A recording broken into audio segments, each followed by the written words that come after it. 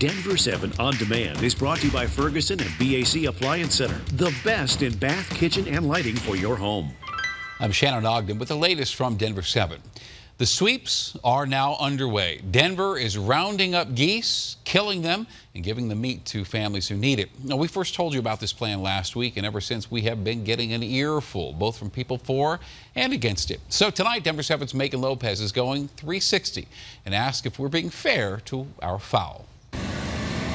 Stop by City Park sometime and there's two things you're almost sure to see: geese and what they leave behind. They do poop a lot in the parks. 5,000 resident geese call Denver home year-round. That's 5,000 pounds of poop a day. Leaving cars to swerve around the animals and pedestrians to dodge their droppings. The problem here is there's nothing to hunt them here. Until now, the USDA is rounding these geese up, euthanizing them humanely, and then feeding the meat to needy families. An idea that's controversial. So let's go 360.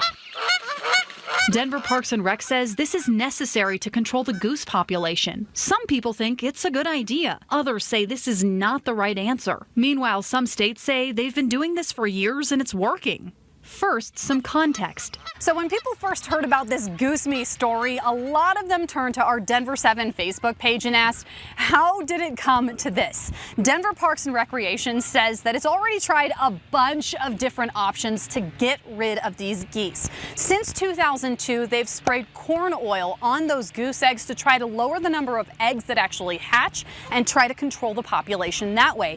They have hazed the geese with that infamous Goosinator. They've tried relocating them even to other areas, even other states. They've considered noise devices, pyrotechnics, scare tactics. They've looked at using goose repellent chemicals and mylar tape or even flags to try to scare the geese off or to discourage them from coming to parks. They've even considered changing park landscaping, but none of this has made a big enough dent in the goose population, and that is why we're here. Where the parks were just are almost unenjoyable for a lot of people. For Denver Parks and Rec, this isn't an ideal solution, but these geese and their droppings, 35,000 pounds of poop a week, are affecting the parks and waterways. It makes our algae blooms a lot worse. It actually aggravates E. coli. They say there are upsides to this program. This will open up space for other wildlife species to come back in this park. And they're happy the meat is helping hungry families. We did not want them to end up in a landfill. The geese population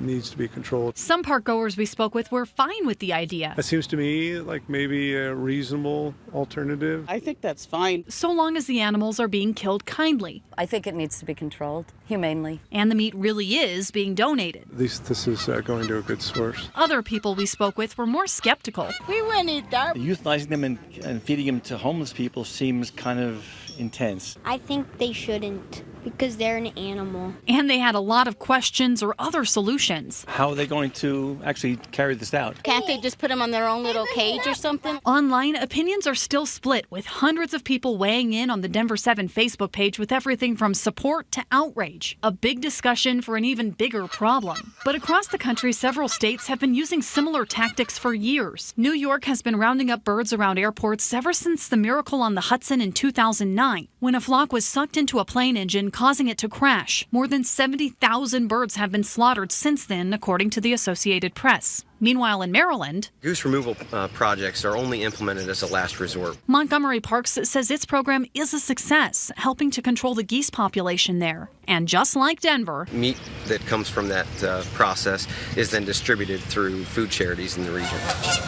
Back at City Park, there's still geese harassing the families. They were coming at us. But how many and for how long is up to this new program to decide. Megan Lopez, Denver 7.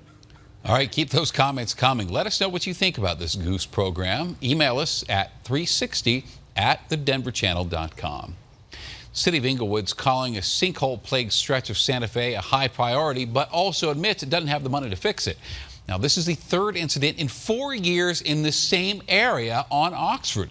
The city says the rain overwhelmed the pipes yesterday. That led to a water main break. That flooded the underpass and created the sinkhole. The immediate area is getting a long-term fix now, but upgrading the overall infrastructure could cost about $11 million. So council will be meeting soon to try to dig up the funds here. Well, you'd be seeing a lot fewer suits and a lot more life jackets if Tube to Work Day was held next week as expected, but organizers checked out the rough conditions on Boulder Creek and decided to push the event all the way to July 19th. And life jackets and helmets are strongly encouraged. Well, crews are staying busy tonight trying to control wildfires. The Beaver Fire has burned a few acres just east of the CSU Mountain campus. The cause of that one's not known. And in Golden, first responders made quick work of a fire burning along I-70 and C-470. Now, while containment didn't take long, road closures there lasted for hours. The federal government is now suing a railroad company to recoup the cost of the 416 fire. Remember that one? It chewed up 54,000 acres of land during last June in Durango. In a lawsuit obtained by Denver 7, investigators blamed the Durango-Silverton Narrow Gauge Railroad Company for starting that fire. The feds go on to say metal screens that were supposed to cover the train's exhaust stacks did not prevent all particles from escaping.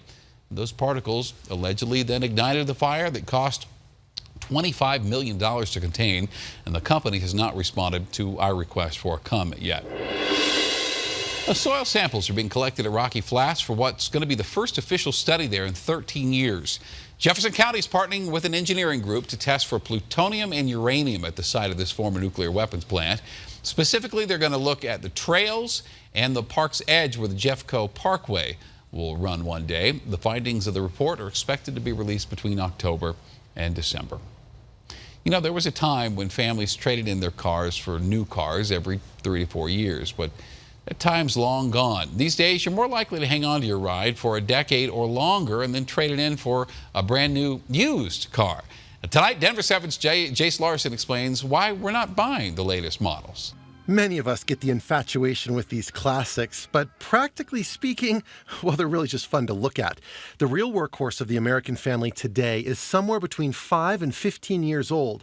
It's not exactly a classic, but according to a new national survey of drivers, the average age of cars we're driving now is 11.8 years. Out here in the West, we tend to keep them even longer, about 12 and a half years. What is considered a relatively old car is still trusted by most of us to get from point A to point B with few problems. Jennifer Chronister's confidence led her to this $500 Pontiac for work. My personal car is a newer car, but I bought it used still as well. Yeah, I think they last a lot longer. Most mechanics agree to a point. They'll tell you that cars in the 5 to 15-year-old category are much better built than cars in the 15 to 30-year-old category. Reach back to the late 90s or older, and you might have to brace for impact. Those older cars, availability of parts is getting harder. A lot of times, say, even like a 2000, I have a 2003 Pontiac. A lot of those parts are discontinued through GM now. There will come a time, though, when you're going to have to look under the hood of your car and say, is it worth putting more money into this one to fix something?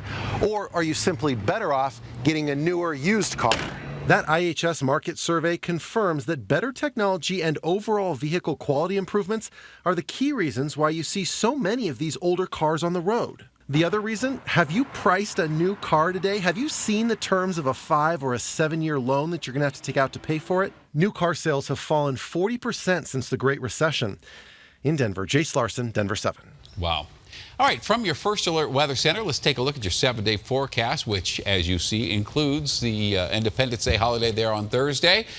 Pleasantly summer-like with some showers in the afternoon where they belong. Looks just about right to me. This has been your Denver 7 On Demand Update. Thanks for checking us out. We'll have another one later for you. And download the Denver 7 app for breaking news and alerts. I'm Shannon Ogden.